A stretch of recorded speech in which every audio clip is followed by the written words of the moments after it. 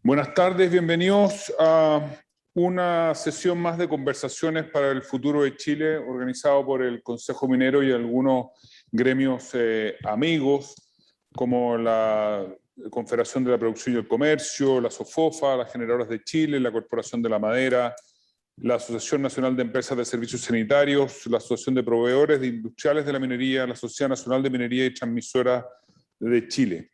Hoy tenemos el agrado de contar con nosotros a Patricio Rojas, a quien le agradezco desde ya por haber aceptado esta invitación, asesor jefe del área económica de la campaña presidencial de Sebastián Sichel, con quien hablaremos de fundamentalmente los aspectos económicos del programa presidencial del candidato Sichel. Las ideas de ese eventual futuro gobierno, por supuesto, centrados en materias específicas para los gremios que hoy día te convidamos. ¿Qué es lo que va a pasar con temas medioambientales, con recursos hídricos, con trabajo, impuestos? La verdad que podríamos estar mucho más de una hora conversando, pero son temas medulares que de alguna u otra manera van caracterizando la vida económica del país y sobre la cual existe, sin lugar a duda, debate abierto, tensión profunda y muchísimas opiniones. Por supuesto, temas mineros, si hay alguno que se pueda tocar en el programa, también son muy bienvenidas la información y las opiniones. Estas son inversiones no especulativas de largo plazo que requieren estabilidad, que no es lo que ha caracterizado nuestra vida política en el último tiempo, y por lo tanto esperamos que un nuevo gobierno, sobre todo acompañado de una convención constituyente, permita dar algunas señales de estabilidad en términos de carga tributaria, en términos de derechos de agua, de concesiones mineras, etcétera, ¿no? Creo que existen muchísimos temas y algunos que, por supuesto, Patricio, tú consideres de la más alta relevancia, en los cuales habrá que centrar el gobierno, sobre todo, como hablábamos un poquito antes de empezar esta reunión, porque va a haber evidentemente un estrés económico derivado del gasto que ha tenido que incurrir el gobierno producto de la pandemia, de la crisis social, de la disminución de la actividad económica durante un periodo largo. Bueno, ahora nos recuperamos, pero bien, estamos con arcas fiscales más flacas. Patricio es ingeniero comercial con mención en economía, magíster en economía de la Pontificia Universidad Católica de Chile y PhD del MIT. Hasta marzo del 97 fue gerente de programación macroeconómica en la División de Estudios del Banco Central, institución en la que permaneció 12 años, ocupando además los cargos de economista jefe y economista senior de la División de Estudios. Durante el periodo 2001-2003 fue miembro de la Comisión Resolutiva Antimonopolios y con anterioridad fue miembro de la Comisión de Distorsiones. Se ha desempeñado como consultor del Banco Mundial y del BID en diversos países de América Latina. Entre los años 2000 y 2005 fue decano de la Facultad de Ingeniería Comercial de la Universidad Finisterre, siendo actualmente profesor de dicha facultad y del Instituto de Economía de la Universidad Católica de Chile en las cátedras de macroeconomía y econometría. Es además investigador asociado al Centro de Estudios Públicos, CEP, y socio principal de la consultora económica Rojas, Jiménez y Asociados. Patricio, te dejo la palabra por los próximos 25 minutos y después tendremos una tanda de preguntas. Les recuerdo hacer las preguntas por la sección preguntas y respuestas del Zoom. Bienvenido de nuevo, Patricio. Muchísimas gracias por tu tiempo y por este rato con nosotros. Gracias, ya un agrado estar con ustedes, así que feliz. Voy a hacer pues compartir una presentación. No sé si la están viendo. Ahí la estamos viendo. Ok. Perfecto. Perfecto. Bueno, yo creo que antes de poder explicar un poco el programa, yo creo que es importante ver en qué punto estamos partiendo, porque eso es un elemento súper crucial para poder explicar nuestro programa. El primer tema es que estamos partiendo en un momento en que el crecimiento económico de la economía es bajo. Nuestro crecimiento de tendencia en el año 2011, 2012, por ahí andaba cerca del 3,5-4%. Hoy día estamos cerca del 2%. Incluso para este año, del año 22, el gobierno está planteando un número cercano a 2,5, 2,6, pero un número relativamente bajo considerando de que un punto de crecimiento adicional tendencial nos da alrededor de $3.000 millones en régimen, ya de recaudación por mayores impuestos. Por lo tanto, El primer punto es que estamos partiendo de un momento bajo en crecimiento. El otro elemento que también es importante tener en cuenta es que hay un importante desequilibrio fiscal y el endeudamiento público va creciendo. Hoy día este año vamos a terminar con una deuda pública producto cercana al 37% del PIB y con un déficit fiscal que va a andar del orden del 8,5% o 9% del producto, déficit efectivo, ¿ya? Y adicionalmente es probable que el fondo de estabilización se haya consumido completo. Por lo tanto, prácticamente significa que en materia de ahorro nos quedaríamos solamente con los ahorros que son del fondo que tiene para retiros de pensiones, ya que son cerca de 7.000 millones, pero que no tienen el mismo uso y facilidad que tenía el fondo de estabilización, que prácticamente este año se va a consumir la totalidad. Hoy día, a la fecha, quedan alrededor de 2.500 millones y lo más probable es que esos 2.500 millones se van a ocupar con los IFE últimos de los meses de octubre, noviembre, ya que se van a pagar en lo que queda este año. El otro elemento que también hay que contabilizar es de que estamos teniendo una inflación que va al alza. Vamos a terminar este año con números de inflación, de acuerdo a lo que está planteando el mismo Banco Central, con números cercanos al 5%, ¿ya? Lo cual son números que no veía hace mucho tiempo, y adicionalmente con una política monetaria que se está restringiendo y se va a continuar restringiendo en términos de normalización durante el año 2022. El otro elemento que también es importante tiene que ver la pandemia. La pandemia en general no está totalmente terminada. Lo más probable es de que el año 2022 se va a tener que seguir entregando alguna ayuda a las familias más vulnerables en forma mucho más focalizada, por supuesto, y probablemente va a iniciarse todo un proceso de ayuda en materia de las pequeñas y medianas empresas, en materia de subsidio a la contratación. Lo más probable es que se van a tener que hacer cargo también de los problemas laborales que hay con respecto a cómo incorporamos nuevamente a las mujeres, a los jóvenes que han sido desplazados durante este periodo, lo que ha ocurrido también en personas que han sido desplazadas por cambios tecnológicos, cambios estructurales que han ocurrido en el mercado laboral. Por lo tanto, tenemos que pensar también en financiar planes de capacitación. También es un elemento a tomar en cuenta. Otro elemento que también es importante, lo que está pasando a través de la Asamblea Constitucional, que eso va a implicar expectativas de la población también respecto a ayudas sociales que pueden ser mayores a las que estaban en régimen antes de la pandemia, ya con una holgura fiscal que prácticamente es nula en los años inmediatamente que vienen, ¿ya? El otro elemento que también es importante es que la institucionalidad del país se ha debilitado. Seguimos siendo uno de los países con mayor institucionalidad en la región, pero en términos relativos no hemos debilitado en este aspecto y ciertamente eso afecta la inversión privada. Por lo tanto, en términos generales, como punto de partida, ya este escenario un poco lo que nos indica es que tenemos que ser realistas. No tenemos una holgura relativamente importante este año ni los siguientes, por lo tanto, cualquier programa económico debe ser realista en considerar el punto de partida que estamos.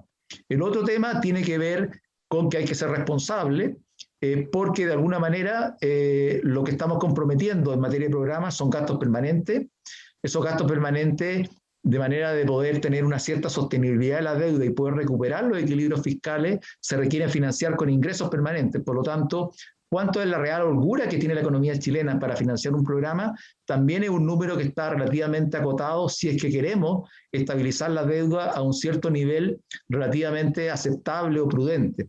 Ese nivel relativamente aceptable y prudente estimamos nosotros que está en torno a un 50% del producto, y en base a eso, la holgura que tiene la economía chilena para poder realizar un programa de gobierno, consideramos nosotros que va en alrededor de 3 puntos del PIB. ¿Ya? Es decir, esos son alrededor de unos 9.000 millones de dólares que en el fondo nosotros queremos destinarlo en forma directa a lo que son transferencias a las personas, en forma directa y haciendo cada vez más eficiente el gasto público. Por lo tanto, yo diría que este es como el punto de partida a tener en cuenta, lo cual este punto de partida, como les decía, de alguna manera nos limita ya a que el espacio que tenemos no es mucho, ya en el actual esquema en materia de un programa económico. ¿Cuáles son los principales antecedentes que tiene nuestro programa? Lo primero es una red de protección social. Nosotros estamos pensando en transferencias directas. Una transferencia directa es la devolución del IVA en alimentos y en medicamentos. Esto es una devolución de 133.000 pesos trimestrales a las familias más vulnerables. Estamos hablando cerca del 50% de los hogares del país, ¿ya? Lo cual básicamente es una política que tiene un costo aproximado del orden de los 1.800 millones de dólares, casi 0,6 puntos del PIB. ¿Ya? Esa es una de las transferencias. La segunda tiene que ver con un aporte salarial permanente. Esto fundamentalmente va orientado al trabajo formal. En la medida que se avance, se podría incorporar trabajos de cuenta propia, pero que sean formales, personas que hayan formalizado su emprendimiento. Esa persona también de alguna manera se puede considerar, pero la idea que hay acá con este aporte salarial permanente es entregar un subsidio por sobre el salario mínimo de 96.000 pesos, ¿ya? Que de alguna manera te lleva a que cualquier persona que hoy día gana el salario mínimo lo deja en términos líquidos en alrededor de unos 360.000 pesos líquidos, ¿ya? Y eso básicamente que hoy día existe. Esto hoy día sería de forma automática. Hoy día, para poder acceder a un subsidio de 50.000 pesos que tiene el gobierno, hay que postular, y por lo tanto hay alrededor de cerca de un 30% de los posibles que serían beneficiados que postulan. Hoy día nosotros estamos planteando de que este subsidio vaya a la totalidad de las personas que tienen esa posibilidad, y por lo tanto esto implica un aumento básicamente dejando el salario, digamos, el ingreso mínimo en alrededor de unos 360.000 pesos líquidos para las personas formales que trabajan más de 30 horas a la semana. Eso también tiene un costo de alrededor de 0,6 puntos del PIB. Estamos pensando en avanzar en una pensión básica universal. Esta es una pensión básica que iría a la línea de la pobreza, que son 177.000 pesos. Se pasaría del 60 al 80% de cobertura, y similar a lo que está planteando el gobierno en su ley corta, y adicionalmente se entrega un subsidio de 177.000 pesos para todas aquellas personas que cotizan, que han cotizado alguna vez en su vida, y que el subsidio de 177.000 pesos, ese aporte solidario, iría totalmente a la persona hasta que se alcance el salario mínimo líquido, que son 270.000 pesos. Y de ahí hacia adelante se empieza a reducir paulatinamente esa ayuda a las personas, digamos, que reciben una pensión por encima del salario mínimo líquido. Estamos pensando también en algunas garantías que están puestas ahí, una pensión de alimentos garantizada. ¿Eso qué significa? De que el gobierno se hace cargo de perseguir a la persona que ha dejado o que no cumple con sus obligaciones en términos de la pensión de alimentos. Ya existiría un fondo y el gobierno se encargaría, a través del Consejo del Consejo de Estado, perseguir a aquellas personas que tienen esa deuda. Como decimos, el costo del programa básicamente es del orden de los 3 puntos del PIB, equivalente a 9.000 millones anuales. Ya voy a explicar más adelante un poco por qué creemos que son los 3 puntos, pero es la holgura que nos permite a nosotros estabilizar la deuda en un nivel prudente que estimamos en 50% del PIB. ¿Cómo vamos a financiar estos 3 puntos del PIB? Lo primero es que estamos pensando en reducir evasión. La evasión hoy día, de acuerdo a las cifras de la CEPAL, la evasión en Chile sería en torno a 4,7 puntos del PIB. Hoy día es una estimación, solamente tenemos datos de cuál es la evasión que tiene el IVA. Y la CEPAL estima que en Chile la evasión está en torno a 4,7 puntos del PIB. Hay otras estimaciones, por ejemplo, de Yorrat, que está estimando que son cerca de 7,5 puntos. ¿Ya? Por lo tanto, en general es un tema abierto. Nosotros estamos pensando que ese 4,7, reducirlo 1 punto. Hoy día la estimación de evasión promedio en la OECD son cerca de 3% del PIB. Nosotros queremos llevarlo de 4,7 a 3,7. Estimamos que esa disminución de 1 punto es algo que es factible. Estimamos que dándole algunas facultades al Servicio de Impuesto Interno, entregándole mucho más herramientas, sobre todo de información, de base de datos, información tecnológica, entregando capacitación con fiscalizadores, no en mayor número de fiscalizadores, sino que con personas que hagan un mejor uso de toda esta infraestructura estadística, es factible poder reducir la evasión en 1 punto. Además, debiese ayudar bastante la boleta electrónica a reducir algo más de 2 puntos, que son la evasión que hay en IVA. Por lo tanto, en ese sentido, pensamos que reducir 1 punto en evasión es algo factible. Por lo tanto, podríamos conseguir cerca de 3.000 millones de dólares por ese lado. Otro tema es aumentar, estamos pensando de que nosotros podemos aumentar crecimiento tendencial. El crecimiento tendencial del último tiempo ha estado en 2%. Queremos llevar ese crecimiento tendencial alrededor de 3 puntos, de 3%, lo cual nos permitiría en régimen poder recaudar cerca de otros 3.000 millones adicionales. Hay otro tema que tiene que ver con las exenciones. Hoy día el gobierno, la ley corta, está discutiendo algunas exenciones, ha planteado la reducción del IVA a la construcción, ha planteado también la reducción del IVA a algunos servicios, está planteando la situación de gravar todo lo que son las rentas provenientes de la venta de acciones con presencia bursátil.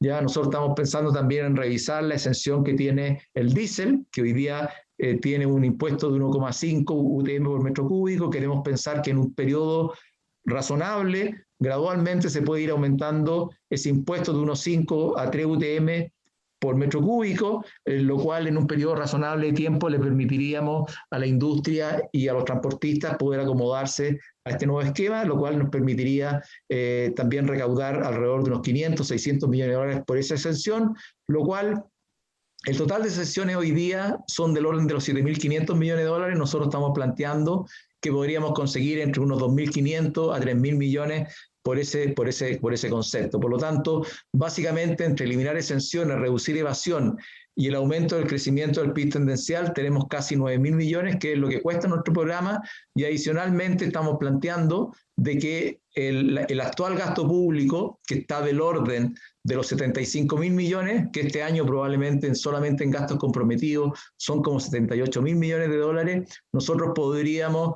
hacer una reasignación de alrededor de unos 2.000 a 2.500 millones, muy en línea con lo que hizo el propio gobierno del presidente Piñera, de obtener una reasignación de ese monto. Por lo tanto, en términos generales, pensamos que podemos conseguir alrededor de unos 10.000, 10.500 millones para poder financiar nuestro programa, que son de en torno a los 9.000 millones de dólares.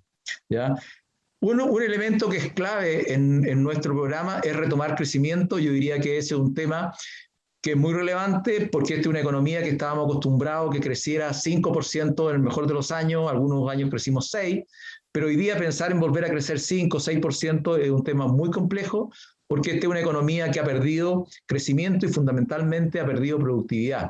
Si ustedes se dan cuenta en este gráfico, la productividad, que son las barras rojas, ha venido cayendo en forma sostenida a partir del año 2008, 2009, más o menos por ahí ha venido cayendo, y también el PIB tendencial empezó a caer alrededor del año 2012, 2013 en forma sostenida también. Por lo tanto, la única manera de poder recaudar más en forma permanente es que nuestra economía pueda crecer más que el actual 2% promedio como lo ha hecho en los últimos años. Por lo tanto, nuestra propuesta es poder recuperar al menos un punto de crecimiento y llevar a que el PIB tendencial crezca del orden del 3% hacia mediados de esta década.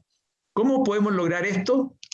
Aquí no hay mucha sorpresa. En general, la evidencia es bastante clara.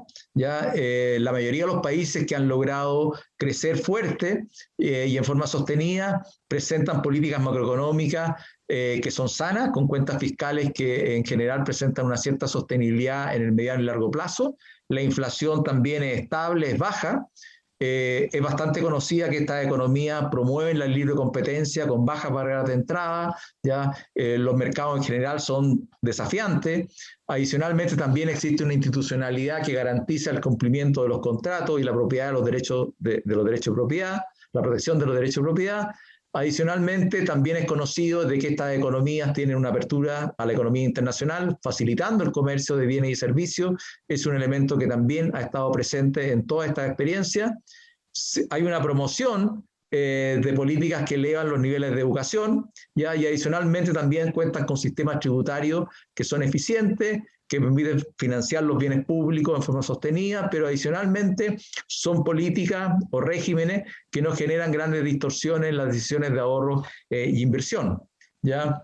Y otro elemento que es importante y que es crucial en el programa que tiene Sebastián Sichel es básicamente que los estudios han demostrado que un elemento crucial para aumentar productividad es innovación. Por lo tanto, una parte importante del área de lo que es crecimiento, nosotros está enfocado a elevar fuertemente la innovación, a elevar fuertemente el gasto en investigación y desarrollo, a hacer partícipe no solamente al sector privado, lo que son grandes empresas, sino que también hacer partícipe a las pequeñas y medianas empresas en innovación, de manera que puedan contar efectivamente con el crédito que hoy día existe respecto a este gasto, ¿ya? Y el otro elemento que es crucial es que básicamente toda la experiencia última indica que aquellos países que han logrado ser innovadores han logrado saltos importantes en materia de productividad. Por lo tanto, en general, la gran lección que se entrega de toda esta evidencia es que tenemos que aprovechar estas ganancias de innovación. Hay innovación que uno la puede adaptar, ya son innovaciones que otros han hecho, y también se puede avanzar en innovación propia. Claramente la innovación propia requiere mucho mayor gasto en innovación, requiere mucho más educación, pero hoy día hay una gran cantidad de innovación que se puede adoptar y que se puede adaptar a la economía chilena. Y en ese sentido estamos pensando en una cantidad, en fortalecer aquellos planes a través de Corfo, a través, digamos, de distintos programas públicos, de favorecer de que las pequeñas y medianas empresas puedan adaptar tecnología nueva, se puedan capacitar de una manera digamos, rápida para poder acceder a toda esta tecnología. Por lo tanto, queremos avanzar fuerte en esa área. ¿Ya? Por lo tanto, de alguna manera, en la medida que podemos avanzar en todo lo que es aumentar la productividad y mejorar innovación, manteniendo las reglas del juego, ya podemos básicamente tener un círculo virtuoso que nos permitiría que la economía creciera al menos un punto por encima de lo que lo ha hecho en el último tiempo, de manera de poder volver a crecer a tasas al menos en torno al 3% en forma sostenida. ¿Ya? Un elemento que es relevante en toda esta discusión es el proceso de reactivación. Sabemos de que en lo inmediato vamos a tener que restablecer los equilibrios macros durante el año 2022 y parte del 2023. La idea es que vamos a tener que empezar a reducir y normalizar el fuerte estímulo fiscal que se ha entregado en este último tiempo. Paulatinamente nos vamos a tener que ir moviendo a una mayor focalización. ¿Ya? Va a ser bien difícil que se pueda retirar todo el gasto que se ha entregado en forma transitoria durante este año 2021. Este año 2021 el gasto público está terminando en alrededor de 105.000 millones de dólares. Eso básicamente es un aumento de 35-37% de crecimiento. Vamos a tener que reducir el gasto probablemente en el nuevo presupuesto. Va a ser del orden de un 18-20% al menos la reducción que va a tener el gasto. Pensamos nosotros que un nivel cercano a los 85.000 millones de dólares debiese ser el gasto hacia el año 2022. ¿Ya? Adicionalmente, en este proceso de reactivación se va a requerir planes de capacitación para aquellos que no se puedan integrar al mercado laboral porque han sido desplazados. Vamos a tener que apoyar a las pymes, ¿ya? Y por lo tanto se va a requerir financiamiento para apoyar a todo lo que las pymes tienen que hacer frente a deuda, ya sea financiera, tienen que pagar sus deudas de los créditos FOGAP y FOGAIM que han obtenido. Adicionalmente tienen deudas con el Servicio de Impuesto Interno, también con todo lo que es la parte de previsional. ¿Ya? Por lo tanto, en términos generales, la situación de reactivación va a tener que tomar un tiempo, no es algo que va a ser de shock, no podemos ajustar el gasto público de una manera de shock, sino que lo vamos a tener que hacer en forma gradual, ¿ya? Vamos a tener que ir acomodando y pudiendo estabilizar las cuentas fiscales paulatinamente durante el año 2022 y 2023 principalmente. ¿Ya? El otro elemento también va a ser fortalecer la institucionalidad. Este es un elemento clave para poder incentivar la inversión privada, ¿ya? Y, por ejemplo, para volver a tomar el interés que han tenido en las concesiones en infraestructura el sector privado. ¿Ya? Otro elemento que es importante es una situación, es lo que está pasando con el Banco Central. El Banco Central, lo más probable es que nos vamos a encontrar con una situación en que va a ir subiendo las tasas de interés. El Banco Central ha incluso mencionado que puede llegar a subir las tasas hasta el 5-5,5%, porque quiere reducir la inflación en 2 años. Nosotros pensamos de que así como la situación fiscal se va a tener que acomodar en un periodo un poquito más largo de un par de años para hacer este proceso de estabilización, la política monetaria probablemente también se va a tener que acomodar en un periodo algo más largo de 2 años, probablemente volver a niveles de inflación de 3% tome más de 2 años, va a ser una cosa algo más gradual, de manera de que la economía se pueda acomodar relativamente mejor a este contexto. Por lo tanto, lo que nosotros estamos pensando en que el déficit fiscal, en esta coyuntura del actual déficit en torno a 9% que va a ser este año, el déficit fiscal debiese bajar en el año 23 a algo menos del 4%, de manera de que esto siga reduciéndose en los años siguientes y en la segunda mitad de esta década poder estabilizar la deuda en la cercanía del 50%. Aquí, y con esto un poco, antes de terminar, para cumplir los 20 minutos más o menos, ya el tema relevante y que es importante tener en cuenta y que no estuvo presente en las elecciones anteriores es básicamente el tema de mediano plazo. Prácticamente en las elecciones anteriores no estuvo nunca en discusión la situación fiscal de sostenibilidad fiscal en el mediano y largo plazo.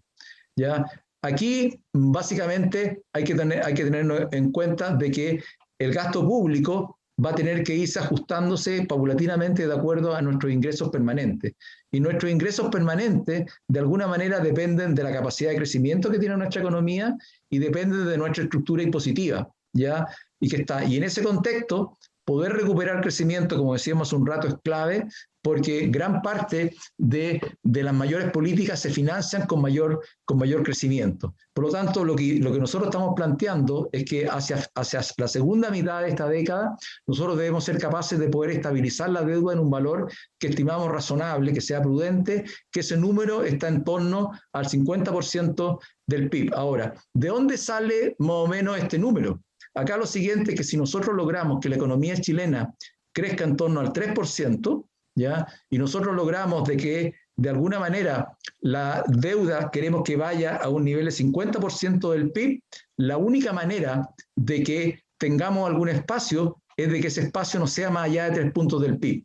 Eso se logra teniendo un déficit fiscal hacia la última parte de la década en torno a 1,5% del PIB. Ese 1,5% del PIB paga básicamente intereses. Si nosotros tenemos una tasa de interés del 3,5% y la deuda está en torno al 50%, el pago de intereses es 1,5% del PIB. Por lo tanto, el déficit que estabiliza esto ya está en torno a ese mismo número, 1,5%.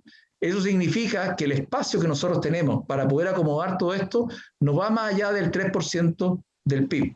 Ahora, si yo estoy planteando un programa mucho más alto, por ejemplo, 8 puntos del PIB o 10 puntos del PIB, eso significa que o esta economía crece más rápido, crece al 5 o 6%, o tenemos una reforma tributaria que recaude 5 o 6 puntos del PIB.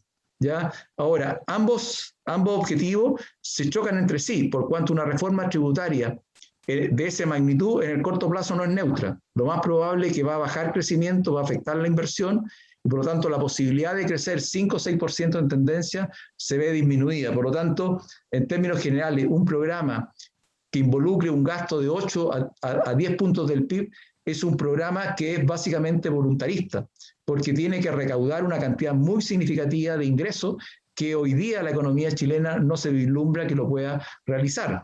Por lo tanto, lo que nosotros estamos pensando de alguna manera es que vamos a hacer un ajuste gradual, vamos a ir reduciendo paulatinamente nuestro déficit fiscal en los siguientes años, de manera que en la segunda parte de esta década nuestro déficit se estabilice algo por debajo del 2% del PIB, ¿ya? Y eso permitiría a que nuestra deuda producto se pueda estabilizar a niveles en la cercanía del 50%. ¿Ya? Quiero parar acá y los otros temas poder tomarlos en las preguntas que me puedan realizar. Gracias. Muchas gracias, Patricio. Sin lugar a dudas ha sido una de las intervenciones más fundadas. A veces vemos mucho voluntarismo en los programas políticos, pero aquí creo que hay algo que nos falta y hay que estar estudiados los números bastante bien y se sabe cómo puede ocurrir y qué no puede ocurrir aquí. A ver, partamos con una pregunta general más política y es en todo este programa y en este lado económico del programa, de las medidas que tienen que tomarse para poder recaudar más, crecer más, etcétera. ¿Cuánto hay de leyes? Es decir, ¿cuánto tienes que contar con el Congreso para hacer esto? ¿O puedes prescindir del Congreso? Poniéndonos en el escenario de qué es lo que le pasó al presidente Piñera, digamos, que se encontró sin Congreso y por lo tanto se encontró un poquito amarrado de manos para hacer muchas de las cosas que quería hacer. estas modificaciones, o más que modificaciones, estas ideas, estas iniciativas del programa de Sebastián Sichel, ¿cuánto requieren del Congreso, digamos, para hacerse realidad? Sí. Mira, a ver, yo diría que la más fundamental que requiere el Congreso es todo lo que tiene que ver con el tema de pensiones, ¿ya? No solamente avanzar en la pensión básica universal y avanzar en el tema del aporte solidario, todo eso es materia de ley, y por lo tanto el presidente Piñera lo está viendo ahora con la ley corta. Nosotros también estamos planteando poder modificar y permitir de que haya mucho más competencia en las instituciones que manejan nuestras pensiones. Eso también involucra cambios en el decreto ley 3.500, por lo tanto eso también es un tema que va a requerir apoyo parlamentario, y es un tema, yo diría que todo lo que tiene que ver con pensiones, si no existe un parlamento con voluntad de avanzar, claramente el tema va a ser bien difícil. Nosotros también tenemos planteado ahí avanzar en un 6% de cotización que vaya a las cuentas individuales. Sabemos que eso hoy día no ha pasado y que probablemente va a ser parte de una negociación, pero nuestro principio ahí es de que algo del 6% tiene que ir sí o sí a las cuentas individuales, porque eso es lo que va a ir por encima de esta pensión básica universal. Por lo tanto, es un tema que queremos fortalecer ahí. Ahora, todo lo que es pensiones, como te decía, es un tema complejo porque requiere materia de ley. En lo que se refiere a otras transferencias directas, como el caso del IVA, ese es un tema que no es materia de ley, es un tema de voluntad y se puede realizar de una manera relativamente rápida. El apoyo salarial permanente hoy día también, de alguna manera, eso ya existe actualmente, y por lo tanto eso también se podría avanzar de manera de complementarlo y hacerlo más universal. Eso también de alguna manera se puede hacer relativamente rápido. Estamos pensando también en avanzar en algunos temas que son más directos, como son en alguna ayuda en lo que son temas energéticos, que también para las familias, que también es mucho más directo y no requieren materia de ley. ¿Ya? Hay temas de telecomunicaciones que están en el programa que también van un poco en la misma línea, ¿ya? Pero el tema más claro en que nos va a llevar son temas, por ejemplo, salud. Nosotros estamos pensando en un plan básico, ya que va a ser el mismo, que va a estar en ambas, tanto en el sector privado como en el sector público, en un plan básico que se financiaría con el apoyo que se da a través del fisco, a través de sus distintos programas, que son el AUGE, el GES, etcétera, más el 7% que contribuyen todos los trabajadores. ¿Ya? Ese es un tema que requiere también una situación de ley, ¿ya? Por lo tanto también va a tener una complejidad, ¿ya? En materia de vivienda, el plan es aumentar la vivienda en alrededor, hoy día se construyen cerca de 70.000 viviendas al año. Nosotros queremos por lo menos construir unas 50.000 más adicionales, en torno a entre 40 y 50.000 adicionales al año. Ya nosotros estamos planteando de que eso tiene un costo más o menos cerca de unos $1.000 millones, que probablemente entraría dentro del margen que nosotros tenemos para hacer cosas distintas a las transferencias directas que estamos planteando. Pero estoy contigo de que hay una parte importante de las cosas más fuertes que van a requerir de la institucionalidad parlamentaria. Y más todavía que hay que ver de cómo va a ser esa institucionalidad una vez que salga el tema convencional, ¿ya? El cual también puede traer un cambio. Entonces, las cosas que se pueden hacer directas sin necesidad de parlamento son acotadas y son mucho menores en términos de impacto que lo que puede ser lo que está asociado a temas más profundos como son las reformas en pensiones, en salud, en vivienda. En esta línea, ¿hay algún mecanismo que tengan previsto para, de alguna manera, promover o incentivar inversiones de envergadura, como pueden ser las de sectores mineros, eléctricos, de infraestructura? Claro, hoy día uno habla de decreto ley 600 y parece que te pueden salir a ahorcar a la calle, digamos, pero yo creo que fue una herramienta que dio estabilidad a inversiones de largo plazo y que permitió mucho. Este es un escenario muy distinto, pero ¿hay algo en el programa? ¿Están pensando algo que permitiera dar una señal a los inversionistas más de mediano o largo plazo y que suelen ser los que mueven la aguja, digamos, en términos de inversión? Bueno, a ver, nosotros primero estamos pensando de que nuestro programa es el que entrega más estabilidad en términos de institucionalidad a los inversionistas.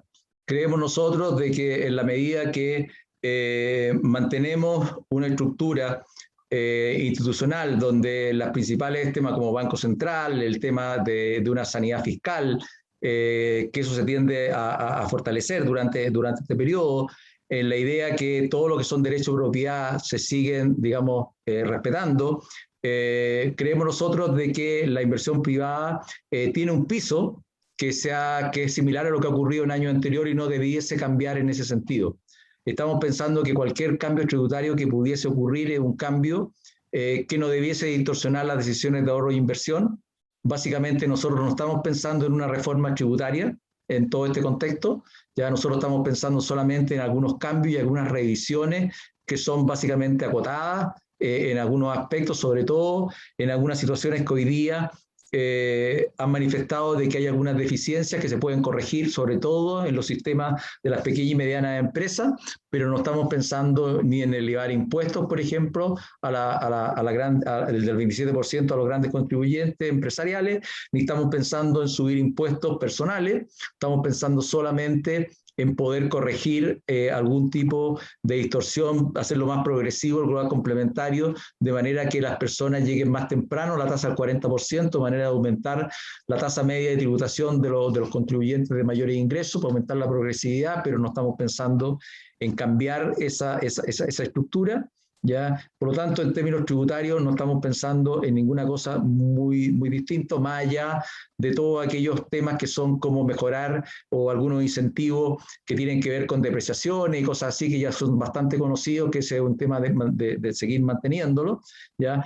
Pero en términos generales no estamos pensando por ahora en una situación, digamos, de un decreto especial o ese tipo de cosas. El otro elemento que también está orientado es que nosotros tenemos un planteamiento en materia de medioambiental, de respeto de materia medioambiental, pero con una situación mucho más ágil. Hoy día consideramos nosotros de que hay una gran, digamos, incertidumbre por la cantidad de tiempo que toman las distintas instituciones para poder definir los estatus medioambientales. Por lo tanto, ese es un elemento que también nosotros queremos hacerlo mucho más eficiente y ahí hay puesto una gran cantidad, digamos, de hora hombre, digamos, para poder, digamos, solucionar ese tema. Tremendo tema para nosotros precisamente. José Tomás, ¿tiene algunas preguntas? Sí, nos han llegado algunas preguntas, Patricio, de quienes están participando en este diálogo. Déjame partir con una sobre innovación. Tú mencionaste que para ustedes en el programa de gobierno la innovación sería un motor importante para el crecimiento económico.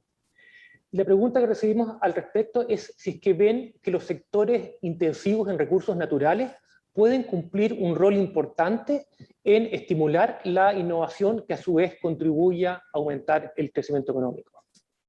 O sea, de todas maneras, yo te diría de que aquí nosotros tenemos que avanzar en un proceso que más que extractivo se convierta en un proceso que tenga mucho mayor valor agregado. Ya yo diría que la única manera de poder fortalecer la institucionalidad y la propiedad que tengan sobre esos activos en los actuales inversionistas es de alguna manera que se hagan parte de un proceso adicional, ¿ya? Y que contribuyan a algo adicional a lo que hoy día están hoy día produciendo. Por lo tanto, el tema de innovación, de investigación y desarrollo es clave de que el sector privado participe de una manera mucho más fuerte, y para eso vamos a hacer todo lo factible para poder incentivar eso. Y adicionalmente tenemos que generar esta vuelta, digamos, este tema más circular, de que seamos cada vez más innovadores, sobre todo en aquella industria en la cual hoy día nosotros nos estamos, digamos, dando a conocer a nivel global, que es el caso de la minería en particular. Por lo tanto, se pretende que la innovación y desarrollo esté fuerte en la empresa privada. La investigación a nivel de las instituciones educacionales existe, pero también se puede seguir incentivando.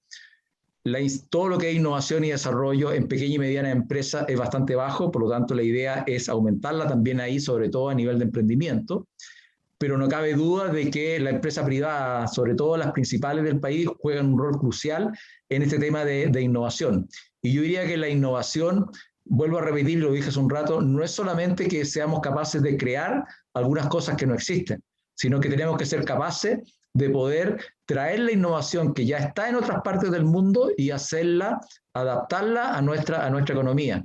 Y en eso juega un rol crucial la empresa privada, porque en la medida que la empresa privada lo traiga, la empresa privada lo pueda transmitir a toda su cadena productiva, ¿ya? Y de alguna manera pueda ese conocimiento lo pueda traspasar, ya sea a través de un incentivo propio o a través de incentivos que se van a colocar a nivel de gobierno para que se puedan hacer uso de programas con financiamiento para que esa tecnología se traspase hacia la cadena hacia abajo, claramente eso va a ayudar al crecimiento y ese es un tema que nosotros está clave de que el sector privado juegue un rol crucial.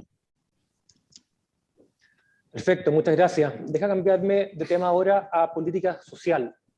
La pregunta es la siguiente. Dice, en temas de equidad se observa un énfasis en esquemas de transferencia a las personas, en vez de ampliar la diversidad de los programas sociales. ¿Qué rol cumple la focalización en este rediseño de la política social? ¿Cómo piensan abordar la habitual resistencia a eliminar programas sociales, aun cuando se proponga reemplazarlos por otros instrumentos como las transferencias directas? A ver, los programas sociales hoy día que ya están implementados se van a revisar, muchos de ellos probablemente se van a complementar o se van a transferir algunas cosas, por ejemplo, programas de vivienda que hoy día tienen una gran cantidad de recursos, esos programas de alguna manera se van a revisar y se van a fortalecer. Otros programas de educación, un poco lo mismo, y una gran cantidad de programas que hoy día no se van a terminar, sino que se van a redireccionar y se van a utilizar esos recursos. Va a haber un apoyo fundamental, por ejemplo, a todo lo que es la educación temprana.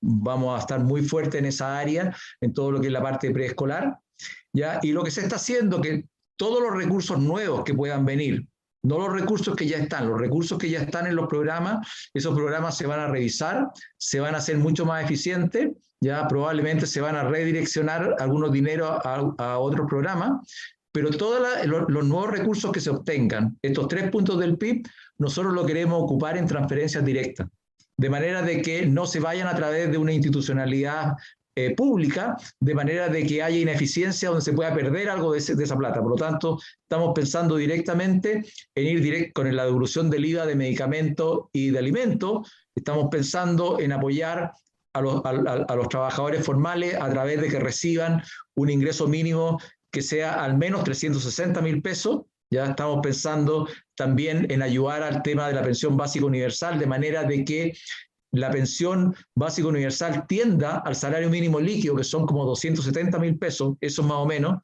¿ya? Por lo tanto, queremos ocupar todo lo que es recursos frescos, nuevos, a ir a esas transferencias directas. Y de alguna manera toda la plata que hoy día ya está en el presupuesto, redireccionarla de una manera distinta y mucho más eficiente, fundamentalmente en el área de vivienda, de salud y de educación, que es donde más fuerte está el presupuesto actual ya del gasto público. Queremos ahí, pero eso es un tema más de gestión, ya, pero el hecho de apostar por transferencias directas es porque queremos llegar del día 1 directamente a las personas a través de estas transferencias. Hoy día, una de las cosas que está saliendo bien parada del tema de la pandemia es que hoy día tenemos una base de datos en materia de registro social de hogares que es mucho mejor que la que había hace 1 año y medio atrás. Hace 1 año y medio atrás no había ninguna información y focalizar era un tema muy difícil, ¿ya? Y probablemente nos dimos cuenta que fue difícil porque falló. Hoy día, dado el tema de que los IFE y de alguna manera todas las ayudas que se han entregado, las familias se han inscrito, han actualizado sus datos, hay un conocimiento muy grande respecto a la familia hoy día, por lo tanto hoy día hay una capacidad para focalizar mejor que lo que había antes. Por lo tanto, queremos hacer uso de esa información de manera que esas transferencias directas lleguen de una manera mucho más expedita, mucho más fácil y que la gente se dé cuenta de que eso le está llegando y un poco ya se dieron cuenta con los IFE y con todas las cosas que le han llegado en este tiempo de que es factible poder llegar con una ayuda directa hacia ellos. Gracias, Patricio. En otro orden de cosas y agarrándome un poquito de la respuesta, una de tus respuestas anteriores, reforma al sistema de evaluación ambiental. Yo creo que hay un diagnóstico bastante transversal en la línea de que es deficiente, de que requiere un cierto reforzamiento. Hoy día las comunidades no se sienten tranquilas con los resultados de los mismos y los inversionistas tampoco porque no tienen mucha certeza jurídica. Si nos puedes adelantar si tienen algo, en qué están pensando, por qué línea van. Y otro tema vinculado con temas impositivos. Uno de los temas que se ha estado debatiendo en virtud de la conversación que hemos tenido por el royalty, el proyecto de ley, la iniciativa parlamentaria royalty, es la asignación de recursos que provienen de industrias que se desarrollan de manera importante a nivel regional a las propias regiones donde se generan. Mayor destinación de recursos provenientes de la minería o de la energía, etcétera, a las regiones donde ésta se genera. ¿Tienen pensado algo al respecto? Esto contribuye mucho a la generación de goodwill, a la mejora de infraestructura en regiones que muchas veces pagan más consecuencias que gozar de beneficios de determinadas actividades.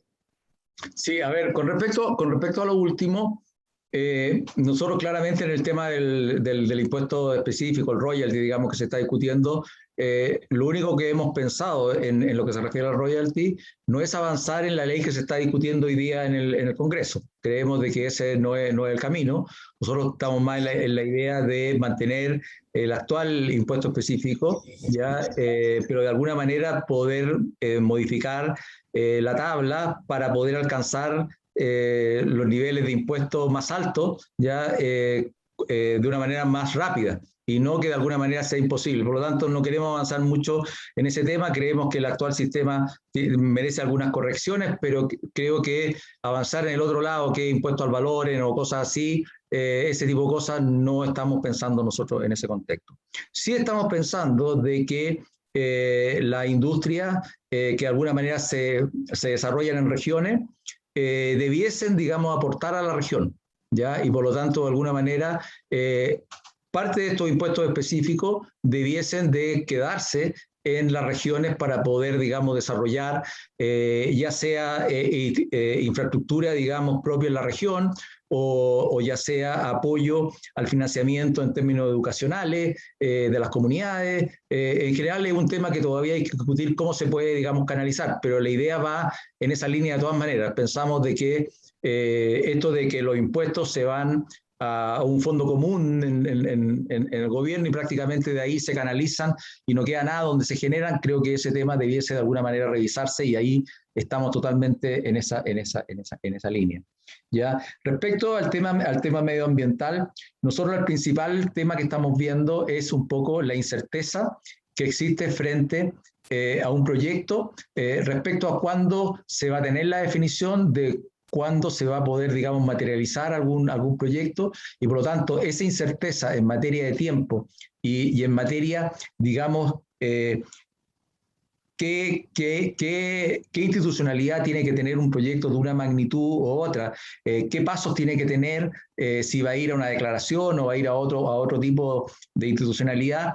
Ese es un tema que hoy día genera una gran incertidumbre. Por lo tanto, a nosotros lo que más nos interesa es al menos acortar los plazos, definir claramente dónde se va a establecer una institucionalidad, dónde se va a establecer otra institucionalidad, ya de manera de que las personas que entren a este proceso sepan exactamente dónde están entrando, cuánto tiempo se pueden demorar.